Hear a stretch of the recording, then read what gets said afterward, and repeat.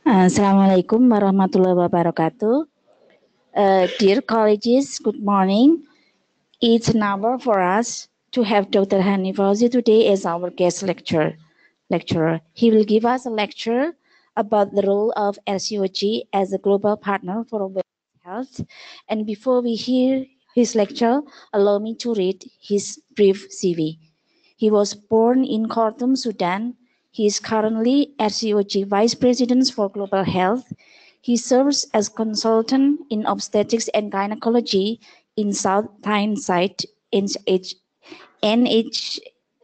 Foundation Trust with 17 years of specialist expertise in reproductive and sexual health.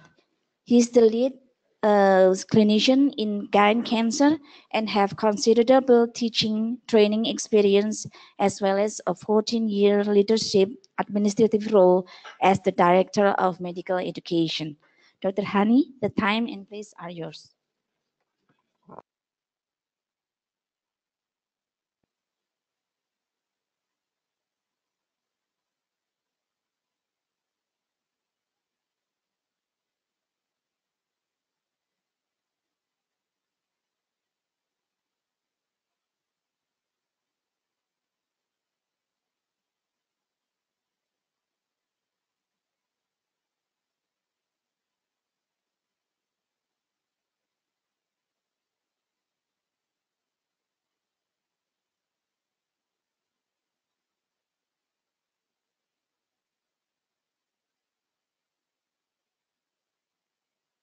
Journeys to come after this.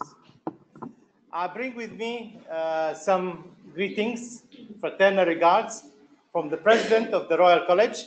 It's a lady, by the way, Professor Leslie Regan, and she's the first lady that we have as President of our college for the last 64 years. It has always been men, men, men, men.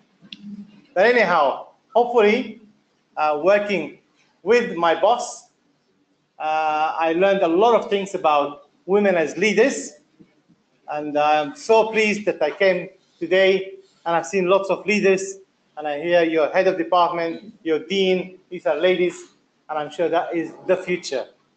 One thing for the men, I can assure you one thing, men behave better when women are leaders. And I hope that in itself will give us an incentive to really improve ourselves. Great. What I thought I'm going to be doing, if I'm talking too fast, please tell me. I'm really hopeful that this is going to be a two-way process. I'm not going to give you a lecture and tell you how wonderful we are, but I want to take this as an opportunity to explain to you a bit about the Royal College of Obstetricians and Gynecologists, what we have in common, what are our credentials, why do we think we are royal, big, important, and whatever it is, why do we have this standing, and then share with you something that hopefully build the bridges to become genuine partners. We believe strongly that we all in this room have got the same objective, to serve our women. And trust me, that is a purpose that we really want to implement. And we want to be pioneers and support you in doing it in different ways. So I'm going to start with a presentation that hopefully tells you a bit about our credentials, then go through some elements that relate to our how we can help, how we can support. I'll talk about distant learning packages, franchising courses, training, preparing for membership exams, and then we have got one new development known as associate members of our college that you can get almost all what we have without being a member, without having to be going through the exam route, so to speak. But at least you'll have the knowledge base that helps you to develop in your own way in Indonesia. I'll share with you something, if you like, about the exams, the MRCOG exams. I know they have been here in Indonesia for some time, and I'm very pleased that they are in this center. I can talk to you about the training programs that we have for twinning, a medical training initiative that you can come into the UK. And more important than all this, hopefully we're going to have an opportunity that You ask me any question that you have, and we take it from there. And I hope that this is not going to be just a presentation, a day, and that's the end of the story. I hope it's really a beginning of something that I promise you we would like to see it fulfilling itself a bit further. Okay, so the first thing I thought I'm going to be doing is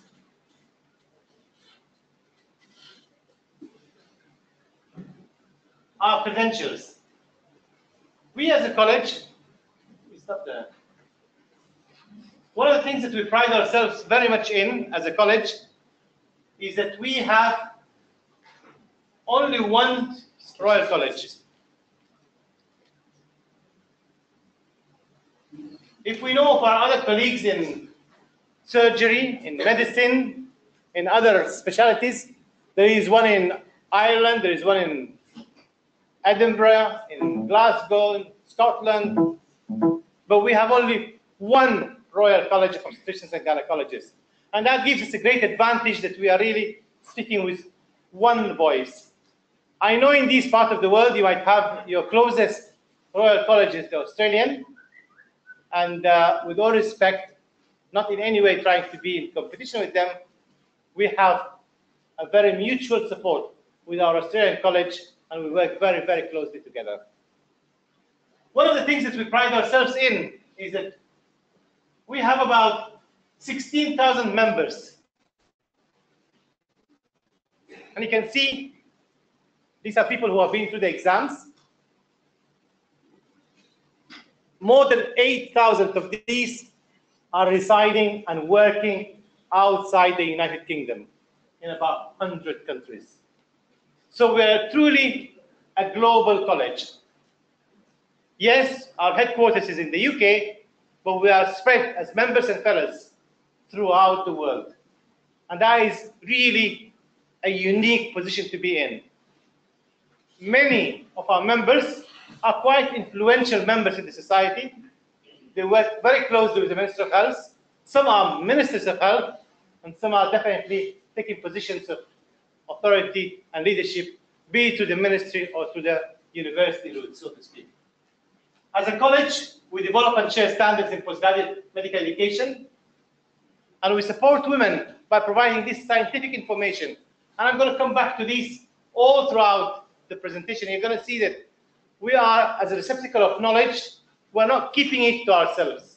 We're very keen that it is out there to genuinely make a difference in women's lives.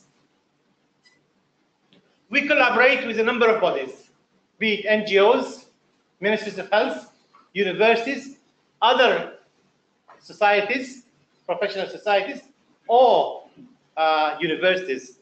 So we have got lots of examples in this area. And here is our strength. I am sure, I bet most of you in this room, if I tell you green top guideline, you will know what I'm talking about. And any country I travel to, if I just mention a green top, does anybody know why they're called green top? Anybody wants to make a guess?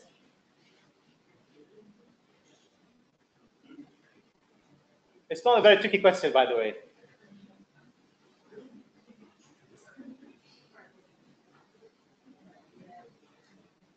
The honest answer? We don't know.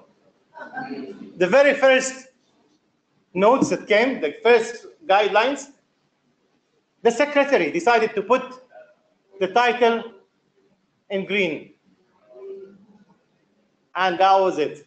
We stuck with that secretary's simple thing of putting the first title in green, and now all of them are green, and we know them very fondly as green top guidelines. Another element that we're very proud of is our continuous professional development. Yes, you train your residency. I understand you have 9 semesters. But is that the end of the story? What happens after that? We're very keen on continuous professional development in a genuine and sincere way. We have a portfolio, a portal of this information that helps you to reflect and learn as you carry on going. And I'll share more about this because that's one of the first vehicles that we're so proud of, that we have introduced this new grade of membership known as associates, and that central part of the CPD is there in it. We have over 70 conferences and courses every year. Yes, they're mainly based in the UK, but we share them out to the world through webinars, through web access, so virtually you can have access to these. And interestingly enough, as associates, now you can have them all for free, whatever is on the net. And we're trying to establish something of centers dialing in and watching these as it happens, and so they can have the opportunity of asking questions as well. Our British Journal of Obs and Gynae has an impact factor more than 5, something we're very, very proud of, and it has over 1 million article views per year. There is this quarterly talk, we call it, the Obstetrician and Gynecologist. It's a journal that is issued every quarter, and in it there are some topics that is really so varied across every edition that you really accumulate your points, your CPD points, through answering certain questions. And then we have this another platform that we're so proud of, called RCOG, Structured Training in Obstetrics and Gynecology. There are many modules electronically, and you can learn through them a lot. They help you mostly in preparing you to become a specialist, but even as an ongoing, a life learning process. We have then, for those who are interested to go with research, a world-class library that really provides a lot of access to journals that are specific to our specialty, online courses and databases. You can have access to all these through online. So you can see how we genuinely support the profession as a whole, and it's not just unique in any particular way to one country.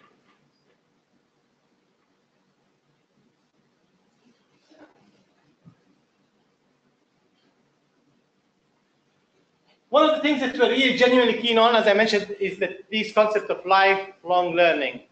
It's not something that we will want to do just a one-off.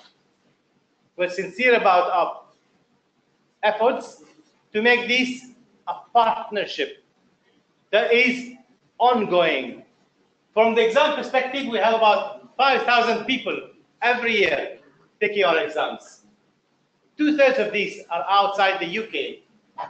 And we have 30 exam centers that I'll show you in a minute where these centers are. But obviously, as you can understand, that's one of the reasons why I'm here for today's exam in Indonesia.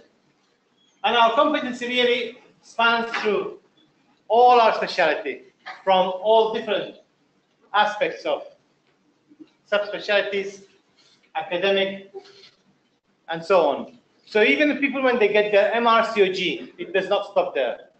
In the UK, and especially the MRCOG exam in its entirety, that's part 1, part 2, and part 3, it is not an exit exam. You're not a specialist, but it's just one step that helps you to maintain and follow on with advanced learning. And this is another area that we are happy to support you. Should people do their own local degrees, different boards in different areas, how can you, when you have become a specialist, how can we carry on supporting you for the next step to specialize in one area or the other? We have done these to what we know as, we call it advanced fellowship programs.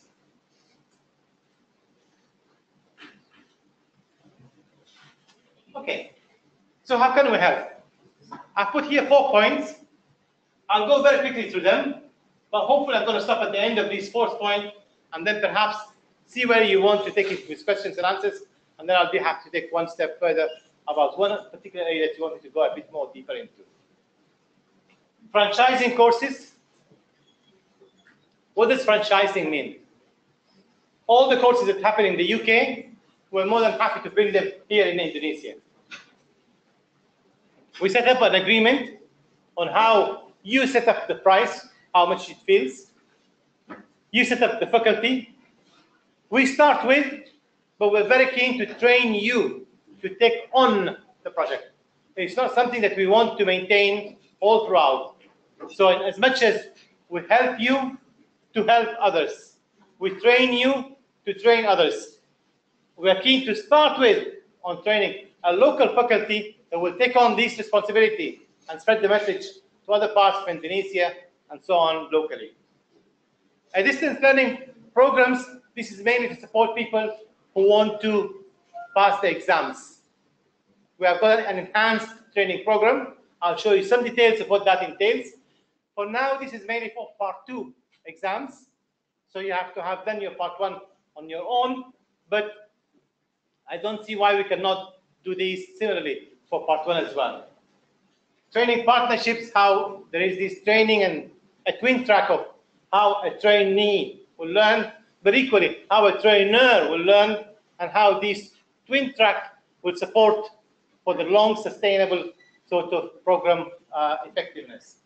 And the last point is this associate, and I'm sure you have heard me saying about this associate so far several times, but hopefully you can see this might be an opportunity for some of you aspiring to take the exams, a great opportunity, but even those of you who have completed their training, parts of faculty, they're trainers already, you will see that these associate membership can give you recourse to a lot of material that not only will help you to develop yourself, to serve the women, but equally helps you to help others by teaching and training them. Okay, let me just go then very quickly through these. The franchising concept, for now, we've got these two main things. One relates to the MRCOG preparation, and another area which we feel very important is skills. The main skills that we're talking about are basic practical skills, surgical skills. Obstetrics, I'm sure, attracts all of us to the specialty to start with. Even for those of us who then tend to specialize in gynae-oncology or reproductive endocrinology, have in one way or another been attracted to the specialty by obstetrics. If I were to make a guess, in Indonesia, your biggest problem is about maternal mortality. Here is something that we feel we want to concentrate a lot on. And part of these practical training skills, in as much as there is some training to become a good surgeon, we equally concentrate on how you can look after emergencies in obstetrics. So here the franchise includes the partners and the medical school, and we have done these now in 42 centers for the basic practical skills and 10 centers for the examination perspective. And you can see some of the countries that are named there. I'm sure you're reading a lot faster than me. So how we work these, as I said, all what we want from you. You set up the course. It is not about money, trust me. And I'll be very honest about this. It is not a sales pitch. I'm not trying to sell you anything. Your objective is our objective. We want together to serve women. From a perspective of this franchising, 70% of the expenses are yours. It stays in the country. But understandably, for us to develop the material and to update it and keep it up to date is something that costs money as well. As much as the initial cost of helping someone to come and give you a hand to start that sort of concept.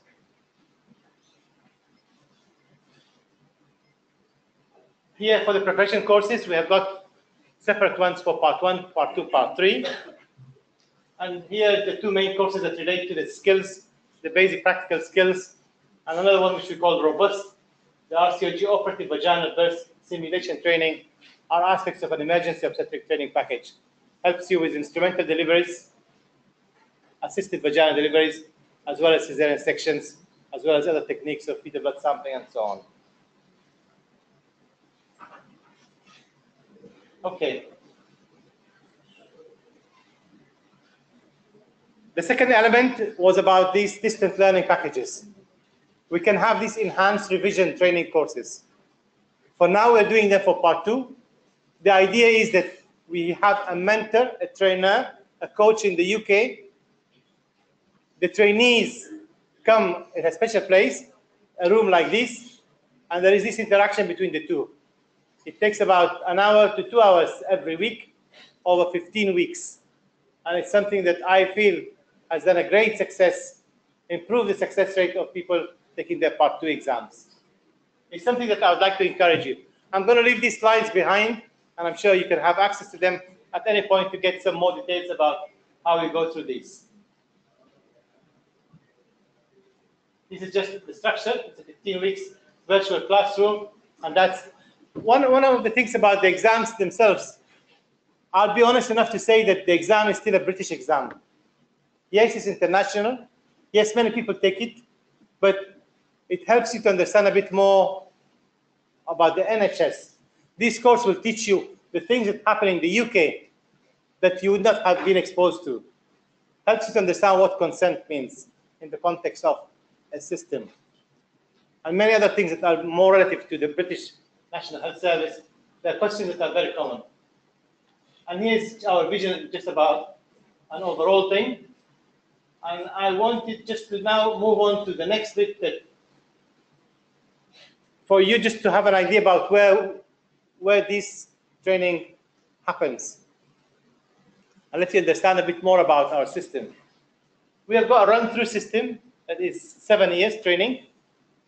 But before that, there's a couple of years that you spend out as a foundation program. I'm sure you do them here as a pre-registration house officer. Year 1 is 1 or 2 years in Indonesia. 2 years foundation. So you can see between ST1 and ST2, before you go into ST3, you have to have cleared part 1 exams. Again, 3, 4, and 5. Before you go to year 6, you have to have cleared your part 2 and now part 3. We have just introduced the part 3 just last year. So this is our structure training. And this advanced training, where there is year 6 and 7, is where we do these advanced fellowships. We call them in the UK advanced training modules. They help us to understand and somehow subspecialize, take one particular area and go a bit more in depth. Be it the 4 standard subspecialties, or we have got another 17 of them that really extend into aspects that perhaps can be as small as being an expert in ultrasound, or assisted delivery, or a leader, or medical education, and so on and so forth.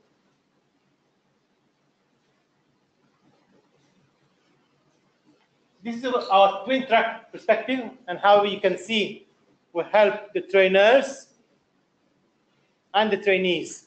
And the idea of having this twin track is really help you in as much as a trainee will benefit in many, many aspects. But I am sure your teachers will tell you the best way to learn is to teach. Because you assume this certain responsibility. When you are passing knowledge, you become having more responsibility to make sure that it is the right form. And here the twinning aspects, in as much as it relates to both aspects exactly doing the same, but we are keen that this becomes a sustainable process by which you carry on doing this on your own, in your own country, and you will be able to adapt it and develop it to suit your culture and your people. That brings me to the last bit that I'm going to stop at and take any questions, but I'll be happy to go on talking about the exams, about this training opportunities in the UK, if you want. And this is what I would like you to think of as a very genuine, serious option of taking this on. To become an associate is a process by which everything that a member who has done the exams in their continuous professional development has, as an associate, you will have it as well. Does that make sense? It's as simple as this. What are these things that we're talking about? You will have immediately an access to a very big area in our website that is password protected, that gives you access to the RCOG that we talked about, these 97 modules, electronic modules, that really with videos and animation will help you a lot to capture some complicated aspects of the specialty. You have this CPD perspective, the TOG, the Training, the Obstetrician and Gynecologist magazine, and helps you to log in your input and develop your development plan, create a development plan, follow it for yourself. And it's something, to be honest, we have, I think in Indonesia, I understand there are already 5 people who have become associates. And I don't have the names on me, but I'm told that somebody has, through whichever meeting, perhaps in Brisbane when we had a meeting last year, people have joined in. I know a good number of you might be going to Singapore in March for our World Congress. That might be another opportunity. But if you are interested in this area, I'm happy to take some more questions about it. But if you just go to our website, you can just register on the website. A couple of things just to share with you. Our World Congresses is an opportunity for networking. The next one, the immediate next one is March in Singapore. Here's an opportunity for you to come to London next year in June. And the year after that is going to be in Oman. Let me stop here for now. And then perhaps ask me any questions you have. Does that make sense? I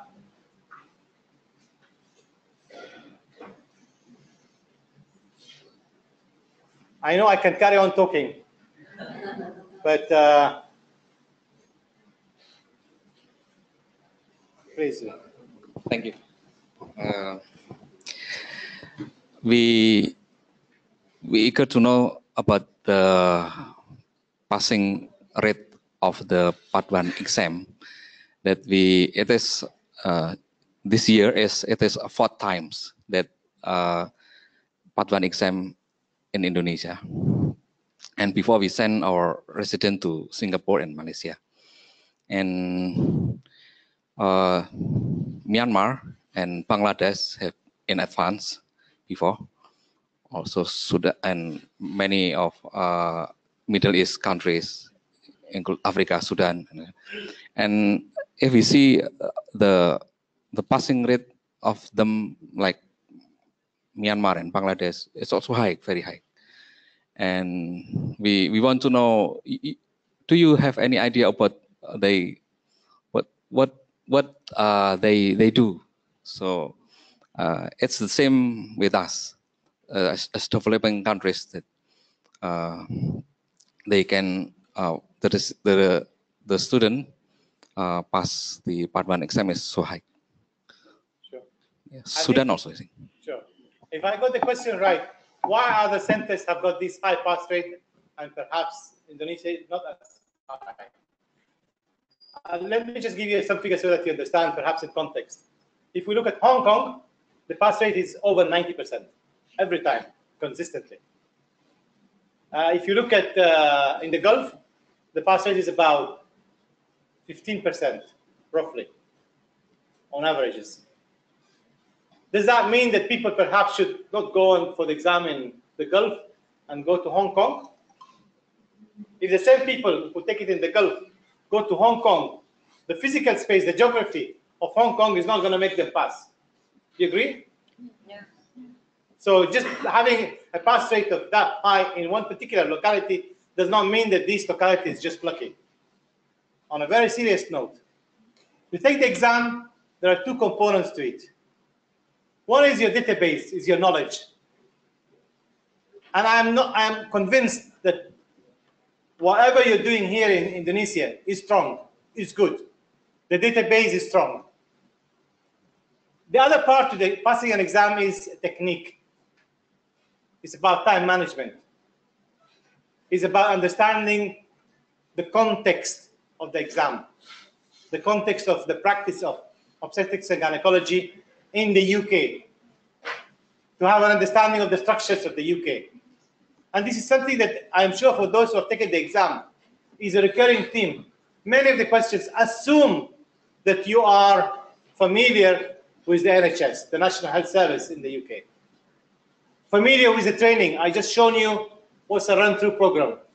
If we start telling you that an ST3, if you don't know what's an ST3, you're stuck.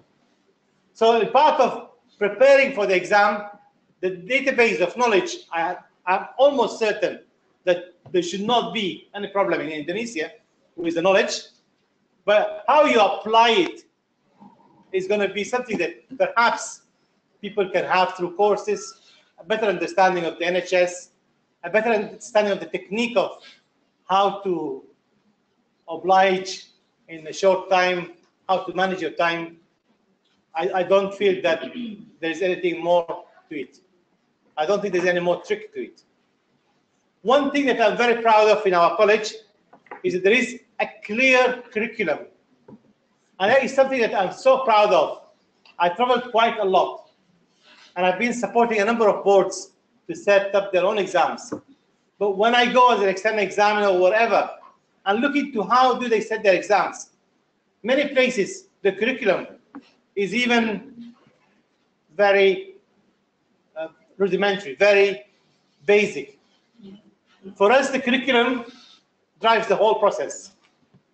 The next bit of this is how we do our blueprinting for the exam.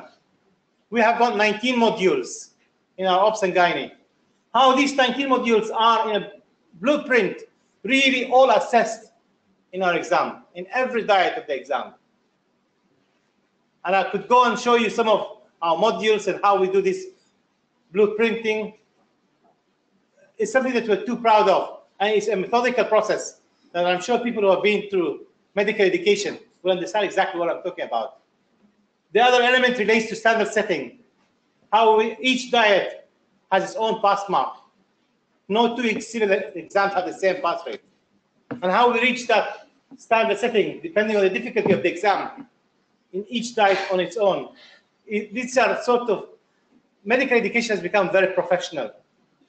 And that aspect really applies in all what we do with the exams. So we're happy to share these aspects with you. I'm not sure if it helps that if you start setting your own questions, you might be better understand and prepared to answer them. Does that make sense? Yes. If you set your own questions, if you understand how the question is set, it helps you to answer it as well. Maybe our problem is like Guangzhou in China. China is the same, because the passing rate of Guangzhou and Indonesia maybe is the same, because it's a problem of language. Another countries that Middle East, Korea, Egypt, all in British before, but China and also Indonesia familiar with English daily language. I think we have an idea of Guangzhou and Indonesia can improve the. I think we are doing with China. Hopefully, it's going to move from Hangzhou to the capital city.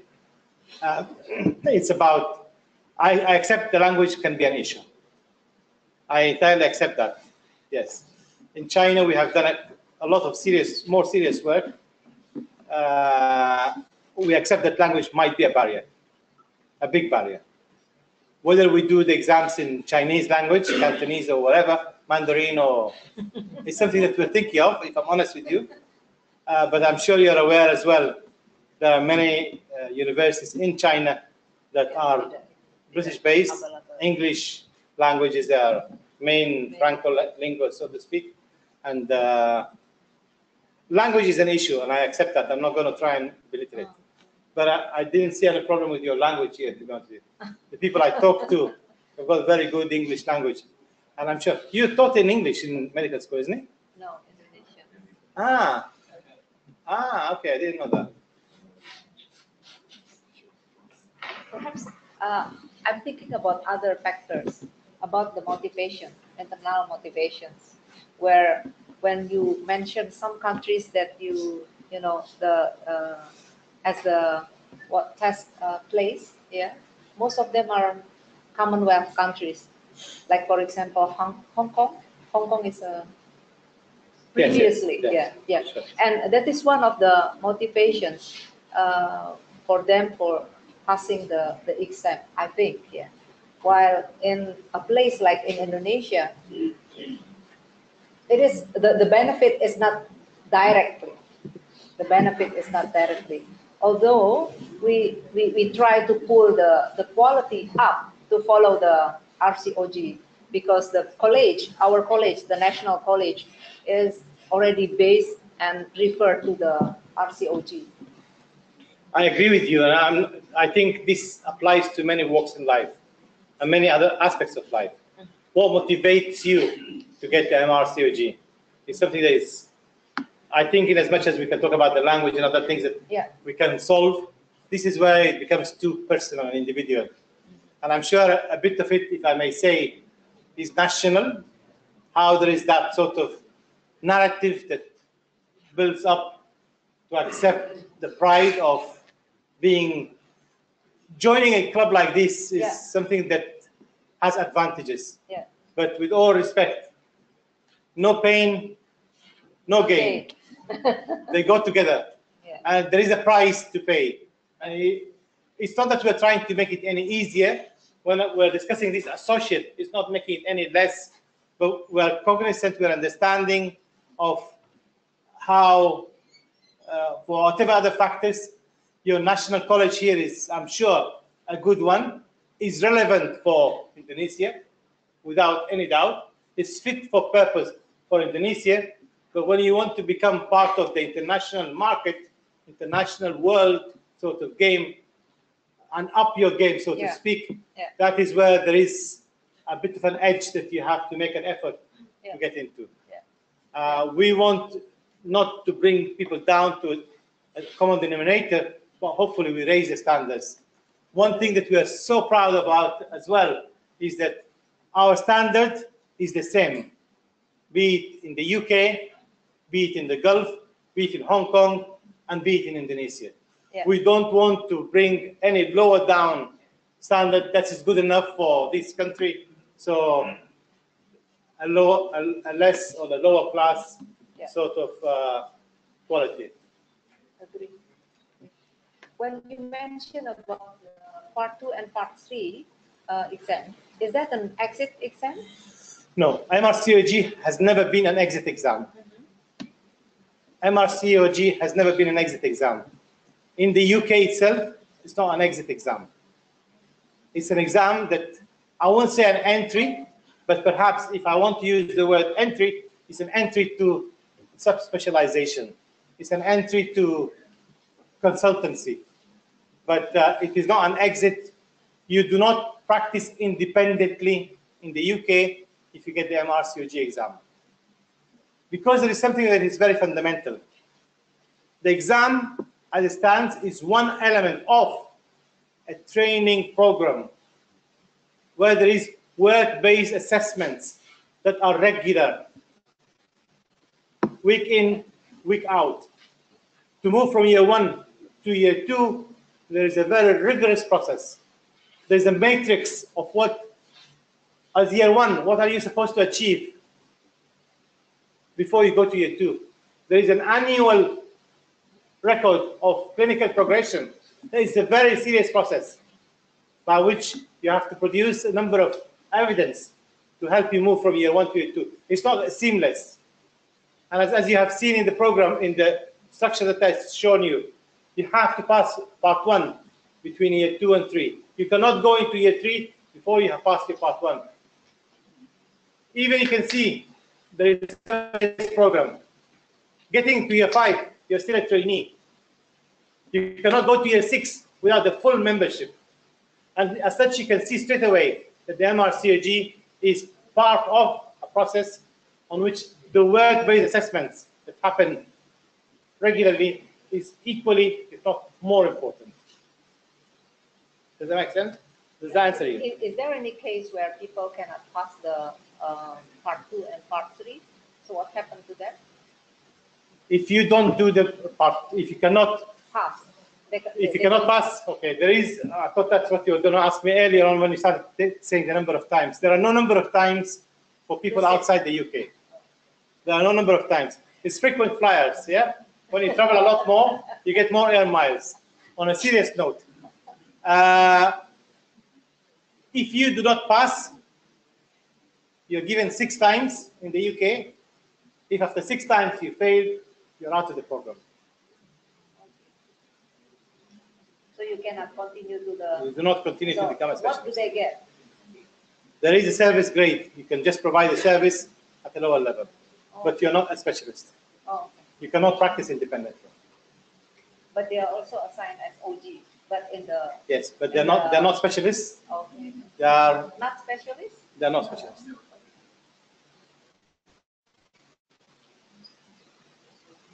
Okay, so then the specialist is after the second. The specialist has to get the MRCOG and do 2 more years after that. 2 more years. Yeah.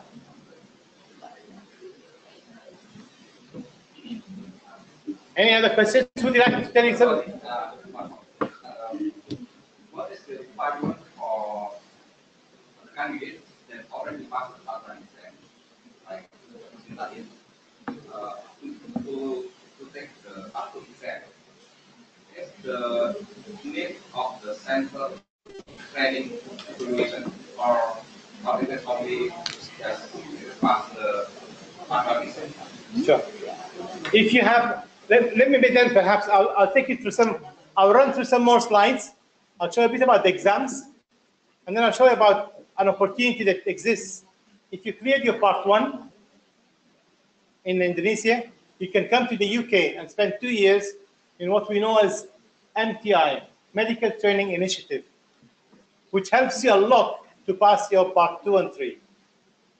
Shall I go through that? Yeah.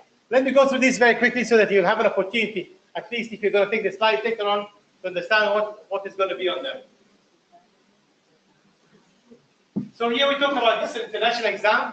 I just shared with you about 5,000 people take our exams every year.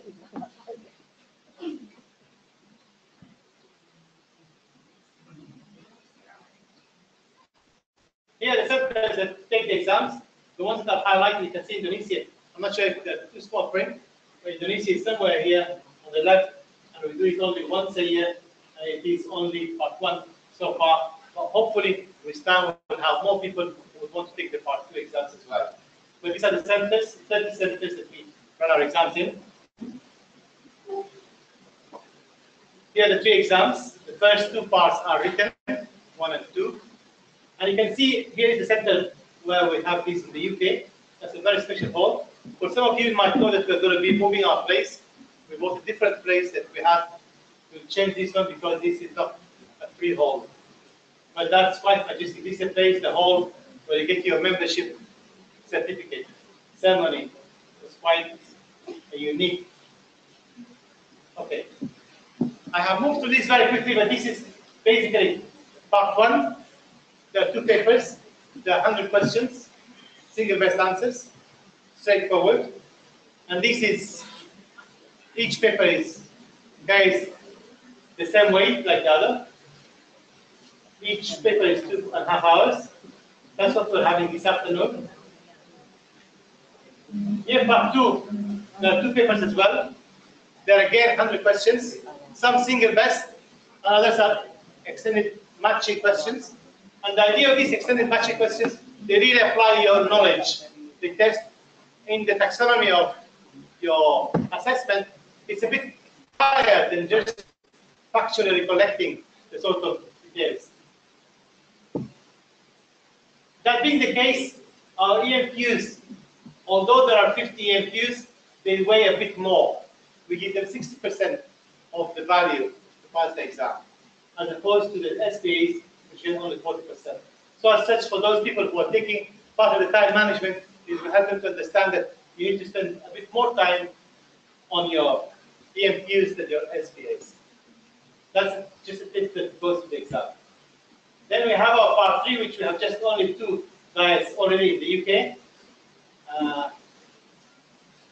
This is what I discussed with you earlier, the curriculum. That is so important. That is really the heart of the whole engine of this machine. Knowing exactly the modules. I'm confident that you have a similar exercise here in Indonesia at your national college. But the details that go under this, and I'll show you one example. For example, here in module 6, it's not much. It goes a bit more details, not just the title, but what is it exactly the skills that you expect it to be acquiring. And you can see a bit more of this on the website. That is the part 1, the 200 questions I just talked to you about. And you can see to that curriculum how your part 1 assesses certain modules, and paper 2 assesses completely different other modules. When we come to part 2, again the same concept with 100 questions, and half hour of obstetrics, half hour gynecology, roughly, not necessarily exactly the same. Sometimes it's a bit more on one or the other. And the part 2 is really, this is the technique of EMQs, and in all fairness, if we are running a course, we will help you to understand how these questions are built, are synthesized, and we encourage you to synthesize your own questions. And in doing this, to be honest, You become your own person as if you are the examiner. You put yourself in the shoes of the examiner. What are they looking for? And there is a specific technique to how you answer this. And if you start straight away going to a list of the questions, for example, here's an example. The options, you can see, for example, here there is 10, 12 options. There is a leading instructions for what you should be looking for, and then an item with a scenario.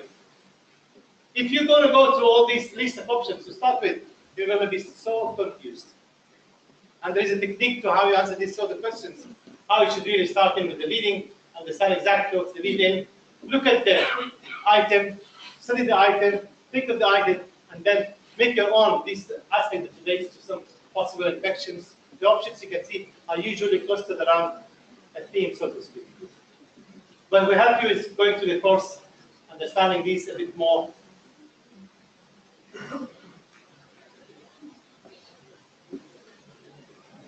That was the answer for this question. And here is just explaining exactly what the technique that we do. I want to go through these relatively quickly, but I want to share with you a bit more about. I talked about this standard setting, and one thing that happened here before that is the blueprinting. Okay. This is the last thing I want to share with you about what are the opportunities of training in the UK. We call this as an MPI scheme, Medical Training Initiative. And in summary, it's about a 2 years program. People going to a higher level at ST3 to ST5. And if you have been smart enough, obviously you will see in a minute the requirements is to have part 1 and training in obs and gynae for 4 years in your country. And then you can see that if you are smart enough, you can pass your part 2 quickly and then move on to have an advanced training opportunity, an advanced module within your time in the UK for 2 years. These are fully paid jobs, and you are paid exactly like every other colleague, and the government allows this part of its development program to help people from developing countries progress and share that result of development. And it's not only done by our college, but all the other colleges do exactly the same. So there are physicians, anesthetists, and surgeons, and so on. For our criteria, you can see they are very simple, straightforward. Part 1, that is an essential criteria. But then more importantly is this last one, where you have to have your exam, the IELTS exams. And you need to have an overall score of 7.5, or we have to have an element of 7 in 1 or 2 domains, but overall, a 7.5 is required. Do people know about these IELTS? Yes. Yeah? Do you take the IELTS or anything else? No, unless you're coming to the UK. I promise you one thing. If any of you has got this criteria, it's very competitive. We have loads of people applying. But Indonesia is a country that we're very keen to help and support. Get this criteria, and I promise you, you'll get a job in the UK. You can hold me to this promise. It's just the process and how we go through the interview, how we go through the shortlisting, how we go through asking the references, and how we get some more information about you. It's all on the website. When you're in the UK, we do an induction program. We help you with emergency obstetric training packages. The prompt is one of them. You have seen earlier robust. This is a 2-day course. And then there is sort of pastoral care support and daily leads. You get a certificate of completion. We have in the UK something we call liaison groups. People from a certain part of the world come together in diaspora to support their own people. And we don't have one in Indonesia. I don't know many Indonesians are in the UK, to be honest with you. But we have one for Asia. We've got the Indian, we've got the Malay, we've got Bangladesh, we've got Pakistan. And I don't see why not we have Indonesians in the near future. So the benefits, I'm sure you can see that you will get to understand a bit more about the system. You will have access, exactly what I talked about, the associate earlier on. These are the benefits that you can get as being on this team.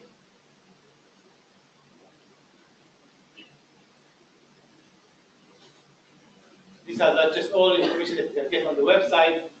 It talks about how there is a matrix what you should be doing in the first 3 months, 6 months, 12 months, and a year. By the end of the 2 years, what you should have achieved when you are in the UK. If you want to find out more, you can just go to the website. Well, any other questions? Anybody wants to ask anything about this MTI scheme or about how we can take these ideas forward? Yes. Is there any limitation of age? A good question. Is there any limit to age? The answer is no. We are not ageist in any way or shape, but I think you need to put it a bit more practical, because the things that you learn in the UK, to be honest, it depends on your stage in life. You're going to be with peers at a certain age group, so it's individual and how you feel happy to move on.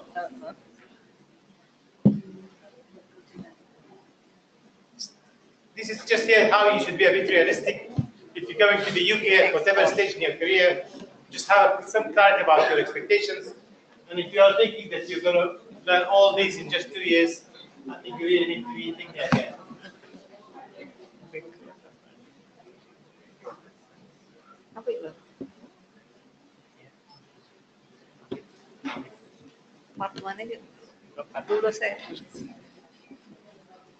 I'm just going to leave you with my last slide that has just got something about my address.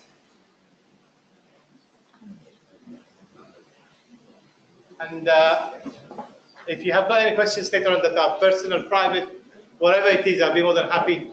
If you just send me an email, say that you are from Indonesia, I promise you I'll definitely, with pleasure, get into some communication with you. Anybody has any question? Thank you, Dr. Rani. Any question from the resident? Because this is a very interesting offer from Dr. Hani for the MTI program. Is Dr. Fahmi, are you interested? Or maybe Dr. Nanis? Is there? Yes, it's very interesting. The corner, that's already past the part 1. Yeah, so he's the of that. Yeah, So you would like to come to the MPI program?